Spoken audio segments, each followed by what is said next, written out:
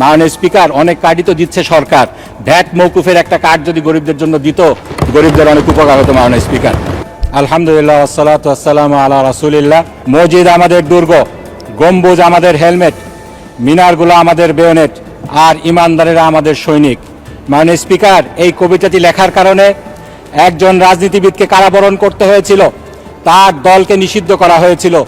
আল্লাহর কি ইচ্ছা, সেই রাজনীতিবিদ রাষ্ট্র ক্ষমতায় এসেছিলেন, এখনও বহাল তবিয়তে ক্ষমতায় আছেন। কথাটা এই কারণে বললাম, এই সংসদে মসজিদের রাজনীতি বন্ধের দাবি উত্থাপিত হয়েছে, বাংলাদেশ জামাত ইসলামীকে নিষিদ্ধ করারও দাবি উত্থাপিত হয়েছে। আপনার মাধ্যমে আমি বলতে চাই, এই ধরনের ফ্যাসিবাদী দাবি আগেও একটি দলের নেতাকর্মীদের আমরা করতে দেখেছি। আমরা দেখেছি আজকে জনগণ তাদেরকেই নিষিদ্ধ করে দিয়েছে। যাক, বাজেটের প্রসঙ্গে ফিরে আসি। মাননীয় স্পিকার, এই যে আমরা সংসদ সদস্যরা বাজেট নিয়ে আলোচনা করছি, বিতর্ক করছি, বাস্তবে এই বাজেট নিয়ে আমাদের অংশগ্রহণ কতটুকু? আমাদের মতো সংসদীয় গণতন্ত্র যে সমস্ত দেশে আছে, আপনি নিজেও জানেন, আপনি যুক্তরাজ্যে দীর্ঘদিন ছিলেন, সে সমস্ত দেশে বাজেট প্রণয়নের ক্ষেত্রে সংসদ সদস্যদের অনেক বেশি সম্পৃক্ততা থাকে। যুক্তরাজ্যে অর্থ বিল সংসদে আসার আগে স্থায়ী কমিটিতে পরীক্ষা নিরীক্ষা হয়, তারপরে এটাকে ফ্লোরে আনা হয়। অন্য অনেক দেশে সাধারণ আলোচনার পরে বাজেটের বিভিন্ন বিষয়গুলা মন্ত্রণালয়গুলোতে, স্থায়ী কমিটিগুলোতে পাঠানো হয়, সেখানে বিস্তারিত পর্যালোচনা শেষে এটাকে পুনরায় সংসদে এনে পাশ করা হয়। অথচ আমাদের দেশে বাজেট প্রণয়ন কারা করেন? আপনারা করেন। আমরা নির্বাচিত সংসদ সদস্যরা এটা করি না।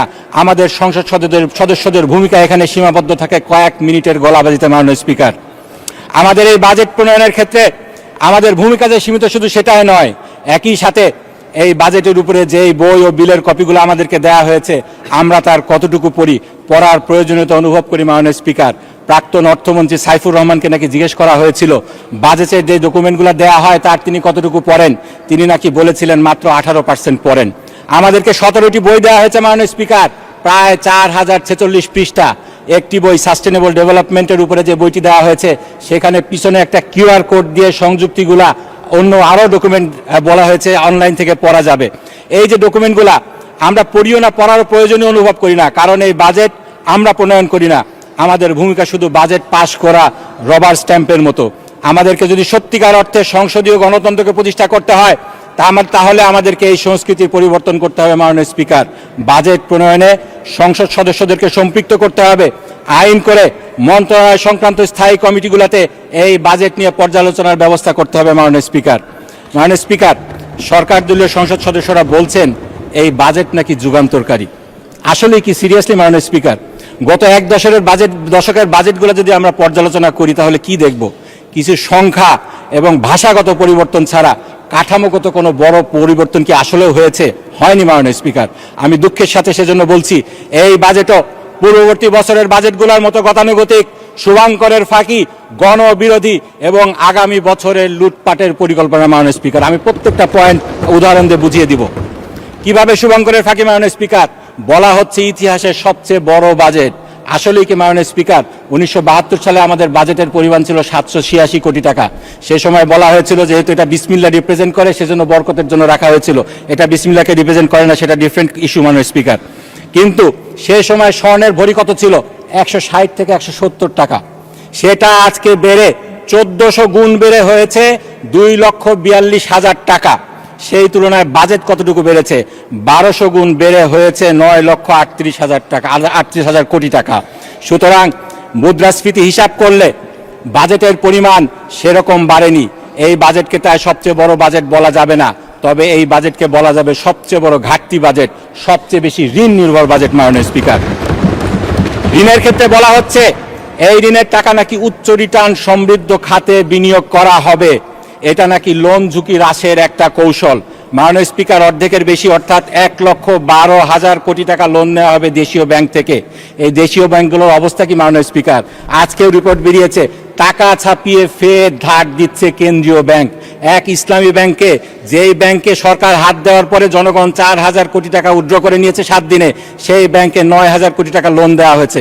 সেখান থেকে আপনারা কিভাবে 1,12,000 কোটি টাকা লোন নেবেন, নিয়ে দেশের অর্থনীতির কীরকম 12টা বাজাবেন, সেটাকে কিভাবে মেকআপ করা হবে, সেরকম কোনো কৌশল আমরা এই বাজেট বক্তৃতায় দেখিনি। মাননীয় স্পিকার, দেশের ভিতর থেকে আপনারা যখন লোন নেবেন তখন 12% সুদ দিতে হবে। এই সুদ কিভাবে আপনারা কোন উচ্চ রিটার্ন সমৃদ্ধ খাতে বিনিয়োগ করে রিটার্ন আনবেন সেটার ব্যাপারেও বাজেটে বলা হয়নি। মাননীয় স্পিকার, বিদেশ থেকে কম সুদে লোন পাওয়া যায়, এটা ঠিক। সরকার প্রায় লক্ষাধিক টাকার লোন বিদেশ থেকে আনবেন বলেছেন। সেক্ষেত্রে কার কাছ থেকে আনবেন, তারা কি শর্ত দিবে, সেগুলা কিভাবে ডিল করা হবে, সেই কৌশল বাজেটের কোনো ডকুমেন্টেশনে দেখলাম না। মাননীয় স্পিকার, লোন দেয় বিশ্বব্যাংক, লোন দেয় IMF, কিন্তু তাদের শর্তগুলো মানলে সরকার কি জ্বালানি খাতে ভর্তুকি দিতে পারবে? সরকার কি কৃষি খাতে ভর্তুকি দিতে পারবে?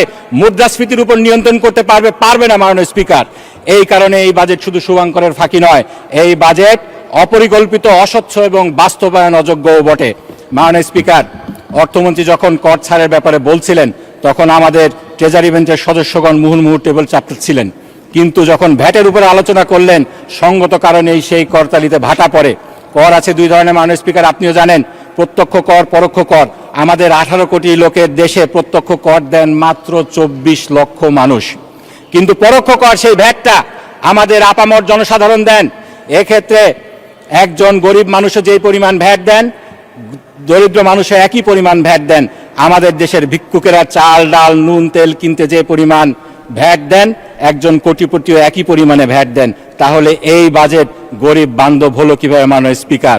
আপনারা ভ্যাটের আওতা বাড়িয়েছেন, আপনারা গ্যাস সিলিন্ডার সহ 20টি আইটেমের উপর ভ্যাটের আওতা বাড়িয়েছেন। মাননীয় স্পিকার, অনেক কার্ডই তো দিচ্ছে সরকার, ভ্যাট মৌকুফের একটা কার্ড যদি গরিবদের জন্য দিত, গরিবদের অনেক উপকার হতো। মাননীয় স্পিকার, মাননীয় স্পিকার, কেউ কেউ বলছেন এই বাজেটে নাকি কালো টাকা সাদা করার কোনো সুযোগ রাখা হয়নি। কালকে এটা নিয়ে আলোচনা হয়েছে। আমরা যে বাজেট ডকুমেন্টগুলো পড়ি না পড়েই বক্তৃতা দেই, তার এটা একটা প্রকৃষ্ট উদাহরণ। এই যে বাজেট অর্থ বিলটা দেয়া হয়েছে, এর 124 নম্বর পৃষ্ঠায় 152 নম্বর ধারায় সেই সুযোগ দেয়া হয়েছে আবাসন খাতে কালো টাকাকে সাদা করার। এই কালো টাকাকে সাদা করার সুযোগ দেওয়ার সবচেয়ে বড় ভুক্তভোগী হবে মধ্যবিত্ত শ্রেণী, যারা তাদের সারা জীবনের সঞ্চয় দিয়ে একটি ফ্ল্যাট বা মাথা গোজার ঠাঁই কিনতে চান। তাই আমি এই বাজেটকে মধ্যবিত্তের জন্য স্বস্তি নয়, বরং অতিরিক্ত চাপের বাজেট বলে মনে করি। প্যারাডক্সিক্যালি মাননীয় স্পিকার, বাজেটে জনগণের স্বস্তি প্রদানের উদ্দেশ্যে বলা হয়েছে কিডনি ডায়ালিসিস ফিল্টার আমদানিতে 5% অগ্রিম কর মৌকুফ করা হবে। এতে কিডনি ডায়ালিসিসের খরচ 800 টাকার মতো কমে যাবে, মোটামুটি 2000 টাকায় নেমে আসবে। মাননীয় স্পিকার, এই বাজেট দেওয়ার 2 দিন আগে একটি হাসপাতালের লাইসেন্স বাতিল করা হয়েছে, 8 দিন হসপিটাল। সেখানে গরিব মানুষদেরকে মাত্র 250 টাকায় কিডনি ডায়ালিসিস করতে দেয়া হতো। হাসপাতালটি বন্ধ হওয়ার পরে গরিব মানুষ, রিক্সাওয়ালাদের কান্না হাজারি আমরা দেখেছি। মাননীয় স্পিকার, গরিবের সস্তায় চিকিৎসার একমাত্র অবলম্বনকে বন্ধ করে ডায়ালিসিসের কর মৌকুফ, এটা কি গরু মেরে জুতা দান বললে খুব অন্যায় হবে? মাননীয় স্পিকার, মাননীয় স্পিকার, এই বাজেটে উন্নয়নের অনেক বড় বরাদ্দ রাখা হয়েছে, কিন্তু প্রশ্ন হলো এই অর্থ কাজে লাগানোর মতো সক্ষমতা আমাদের কতটুকু আছে, সেটা কি যাচাই হয়েছে কিনা, আর কতটুকু লুটপাট হবে? আমরা যারা তৃণমূলে কাজ করি তারা জানি এডিপির বরাদ্দের 50% উন্নয়নের কাজে লাগে না। আমাদের সংবিধানে উন্নয়নের বরাদ্দ কিভাবে খরচ হবে সেটার হিসাব সংসদে অ্যাপ্রোপ্রিয়েশন অ্যাকাউন্টের মাধ্যমে দেওয়ার বাধ্যবাধকতা রয়েছে। সংবিধানের 90 ধারা, 132 ধারা, সরকারি অর্থ এবং বাজেট ব্যবস্থাপনা আইনের 2009 সালের 17তম ধারায় এই বাধ্যবাধকতা রয়েছে। কিন্তু মাননীয় স্পিকার, এই আইনের ফাঁক গলে এই হিসাব সময় মতো কখনোই দেয়া হয় না। 6 বছর পরে হিসাব দেয়া হয়। আমাদের সামনে 2018 সালের হিসাব রয়েছে, 19, 20, 21, 22, 23, 24, 25 সালে এই বাজেট কিভাবে ব্যবহৃত হয়েছে তার কোনো হিসাব আমাদের সামনে নেই। এই হিসাব ছাড়া, এই ধরনের অ্যাকাউন্টেবিলিটি ছাড়া এরকম বড় বরাদ্দ, এটা কি হরিণ লুটের পথ খুলে দিবে না? মাননীয় স্পিকার, মাননীয় স্পিকার, দুর্নীতি আর লুটপাট যদি আমরা ঠেকাতে পারতাম তাহলে এরকম ধার করে বিরিয়ানি খাওয়ার মতো এত বেশি লোন নিয়ে আমাদের উন্নয়ন পরিকল্পনা বাস্তবায়ন করতে হতো না। এক্ষেত্রে একটা উদাহরণ দেব মাননীয় স্পিকার, আমাদের চিনি শিল্প আমাদের দেশে দীর্ঘদিনই লস প্রজেক্ট। আমাদের এক্সপার্টরা বলেন যেহেতু আখে আমাদের চিনির কনসেন্ট্রেশন কম, তাই এটা লাভের মুখ দেখে না। 2001 সালে যখন জোট সরকার ক্ষমতায় ছিল, সেই সময় প্রথম দিকে এই সুগার ইন্ডাস্ট্রির লস ছিল 1.18 বিলিয়ন টাকা। মাননীয় স্পিকার, পরে আমার শহীদ পিতা মাওলানা মতিউর রহমান নিজামী যখন শিল্প মন্ত্রণালয়ের দায়িত্ব নিলেন, দুর্নীতির বিরুদ্ধে শক্ত অবস্থান নিলেন, আমরা দেখলাম এই লস কমে পরের 3টি বছর এই শিল্প লাভের মুখ দেখলো। প্রতি বছর 700 মিলিয়ন করে প্রফিট করেছে। কিন্তু মাওলানা নিজামী যেদিন দায়িত্ব ছাড়লেন তারপরের বছর এই খাতটি আবার লসের মুখে পড়ে। আরেকটি ঘটনা শুনেছি মাননীয় স্পিকার, সত্য মিথ্যা মাননীয় প্রধানমন্ত্রী বলতে পারবেন, মাননীয় প্রধানমন্ত্রীর দপ্তরে নাকি একটা হোটেল থেকে দুপুরের খাবার সাপ্লাই করা হতো, সেটার নাকি খরচ নেওয়া হতো মাথা পিছু 950 টাকা করে। তিনি তার বাসভবন যমুনাতে এটা রান্না করে খাবার ব্যবস্থা করেছেন, খরচ নেমে এসেছে 150 টাকায়। আমাদের দেশের হরিণ লুট কিভাবে হয় তার এটা একটা প্রকৃষ্ট উদাহরণ। এ ধরনের হরিণ লুট আমরা অনেক দেখেছি। আমরা দেখেছি পদ্মা সেতু, রূপপুর বিদ্যুৎ কেন্দ্র, মেট্রো রেল, কিভাবে হরিণ লুট হয়েছে। একই পদ্ধতিতে একইভাবে যদি অ্যাকাউন্টেবিলিটি সক্ষমতা যাচাই ছাড়া এরকম বরাদ্দ দেওয়া হয়, তাহলে এই বাজেটকে লুটপাটের পরিকল্পনা বললে কি খুব অন্যায় হবে মাননীয় স্পিকার? মাননীয় স্পিকার, আমাদের গত বছরের বাজেটের সবচেয়ে বড় অংশ খরচ হয়েছে সুদ পরিশোধে। মাননীয় স্পিকার, আমাকে একটু 2 মিনিট বাড়িয়ে দিবেন। এই বছর সংখ্যার দিক দিয়ে আরো বেশি সুদ দিব। গত 15.5% দিয়েছিলাম আমরা আমাদের বাজেটের, এই বছর 13% দেখানো হচ্ছে। কিন্তু যেহেতু বাজেটের পরিমাণ বেড়ে গিয়েছে, সংখ্যা বাড়লেও শতকরা হিসাবে একটু কম দেখা যায়। মাননীয় স্পিকার, আমাদের দেশের সংখ্যাগরিষ্ঠ মানুষ ইসলাম প্রিয়, আমরা আল্লাহকে ভয় করি। আল্লাহ সুবহানাহু ওয়া তাআলা বলেছেন, যদি তোমরা সুদকে ছেড়ে না দাও ফাজানু বিহারবিম মিনাল্লাহি ওয়া রাসূলিহি, তাহলে তোমরা আল্লাহ এবং আল্লাহর রাসূলের পক্ষ থেকে যুদ্ধের জন্য প্রস্তুত হয়ে যাও। মাননীয় স্পিকার, আমরা আল্লাহ ভীরু মানুষ, সুদের বোঝা মাথায় নিয়ে আমরা আল্লাহ তার রাসূলের বিরুদ্ধে যুদ্ধ করতে চাই না। সরকারকে কে অধিকার দিল আমাদেরকে যুদ্ধে নামিয়ে দেওয়ার? এক্ষেত্রে সরকার বলতে পারেন, সুদের বোঝা তো আমাদের মাথায় আগের থেকেই ছিল। সেক্ষেত্রে আপনারা এটা না বাড়ালেও পারতেন। আপনারা যদি দুর্নীতিকে কন্ট্রোল করতে পারতেন, আমাদেরকে সুদ ভিত্তিক এই লোন নিতে হতো না। মাননীয় স্পিকার, আল্লাহ সুবহানাহু ওয়া তাআলা আমাদেরকে পথ দেখিয়ে দিচ্ছেন, ইন কানা যু উসরাতিন ফানাজিরাতুন ইলা মাইসারা।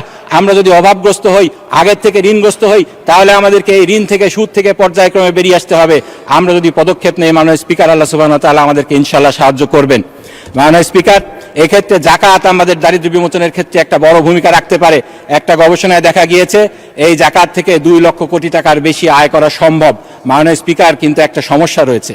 এদেশে যেভাবে লুটপাট হয়, আমাদের দেশে যেভাবে লুটপাট হয়, জনগণ তো সরকারকে বিশ্বাস করে না। মাননীয় স্পিকার, আমরা দেখেছি সরকার ইসলামী ব্যাংকে হাত দিল আর জনগণ 7 দিনে 4000 কোটি টাকা উঠিয়ে নিল। এখন জাকাত নিয়ে মানুষ কিভাবে সরকারকে বিশ্বাস করবে সেটা অন্য বিষয়। এজন্য আমার প্রস্তাব হলো, দেশের শীর্ষস্থানীয় উলামায়ে কেরামের তত্ত্বাবধানে জাকাতকে আরো গুরুত্ব দিয়ে কার্যকর দারিদ্র্য বিমোচনের কর্মসূচি গ্রহণ করতে হবে। আমাদের দেশে মাননীয় স্পিকার, ধনী দরিদ্রের যে ব্যবধানটা রয়েছে আমাদের সকলের জন্য কষ্টকর। দেশের সম্পদের শীর্ষভাগ মুষ্টিমেয় মানুষের হাতে কুক্ষিগত হয়ে রয়েছে। 10% মানুষের হাতে রয়েছে 58% সম্পদ। 1% মানুষের হাতে রয়েছে 1/4 সম্পদ। এটা কিভাবে সম্ভব মাননীয় স্পিকার? এটাকে এভাবে জিইয়ে রেখে আমাদের দেশের উন্নয়ন আমরা কিভাবে করব? বাজেটের সবসময় বলা হয় বৈষম্য কমিয়ে আনা হবে, দারিদ্রতা কমিয়ে আনা হবে। এভাবে সম্পদ যদি একটা শ্রেণীর কাছে, অল্প সংখ্যক শ্রেণীর কাছে কুক্ষিগত হয়ে থাকে, এটা আমাদের কোনোভাবেই সম্ভব না। এই জন্য আমাদেরকে সুদ ভিত্তিক লোনকে না বলতে হবে আর জাকাত ভিত্তিক অর্থনীতিকে চালু করতে হবে। মাননীয় স্পিকার, বাজেটে একটা ভালো কথা বলা হয়েছে, জাল যার জল আতার। এই নীতির আওতায় খাল, বিল, জলাশয় জনগণের জন্য উন্মুক্ত করার যে ঘোষণা দেওয়া হয়েছে, আমি তাকে স্বাগত জানাই। দীর্ঘদিন ধরে একটি প্রভাবশালী গোষ্ঠী প্রশাসনকে ব্যবহার করে লিজের নামে বহু জলাশয়ের উপর তাদের নিয়ন্ত্রণ প্রতিষ্ঠা করেছে, জনগণকে বঞ্চিত করছে।